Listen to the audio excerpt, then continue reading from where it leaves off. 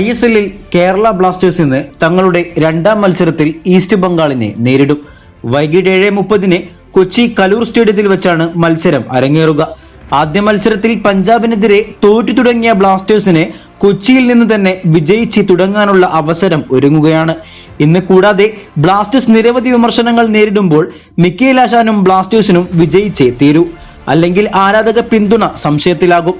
മറുവശത്ത് തോറ്റു തുടങ്ങിയ ഈസ്റ്റ് ബംഗാൾ ട്രാൻസ്ഫർ മാർക്കറ്റിൽ വമ്പൻ പൈസ ഇറക്കി വരുന്നത് കൊണ്ട് തന്നെ മുടക്കിയ പൈസ മുതലാക്കിയില്ലെങ്കിൽ കാർലോസ് ക്വാദ്രാത്തിന്റെ സ്ഥാനം തെറിച്ചേക്കും.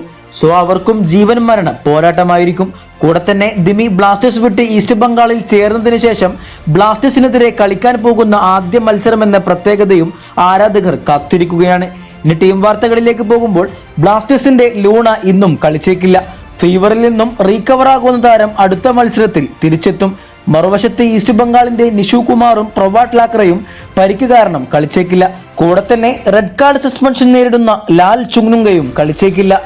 ഇന്നത്തെ മത്സരത്തിലെ ബ്ലാസ്റ്റേഴ്സിന്റെ പോസിബിൾ 11 പരിശോധിക്കുമ്പോൾ കഴിഞ്ഞ മത്സരത്തിലെ സെയിം ഫോർമേഷനായ 4-2-3-1 എന്ന ഫോർമേഷനിൽ ഗോൾ കീപ്പറായി സച്ചിനും, ഡിഫൻസിൽ ലെഫ്റ്റ് ബാക്കായി സഹീഫിന് പകരം ഐബാൻ ഡോഹിലിംഗും, റൈറ്റ് ബാക്കായി സന്ദീപ് സിംഗും, 2 സെന്റർ ബാക്കുകളായി മിലോസും പ്രീതം കോംബോയും പ്രതീക്ഷിക്കാം.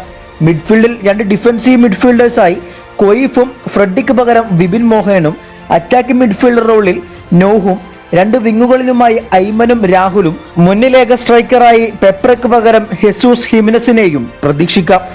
എന്തായാലും ആരാധകർ കാത്തിരിക്കുന്ന ആദ്യ വിജയം നൽകാൻ ബ്ലാസ്റ്റേഴ്സിനെന്ന് കഴിയട്ടെ എന്ന് ആശംസിക്കാം.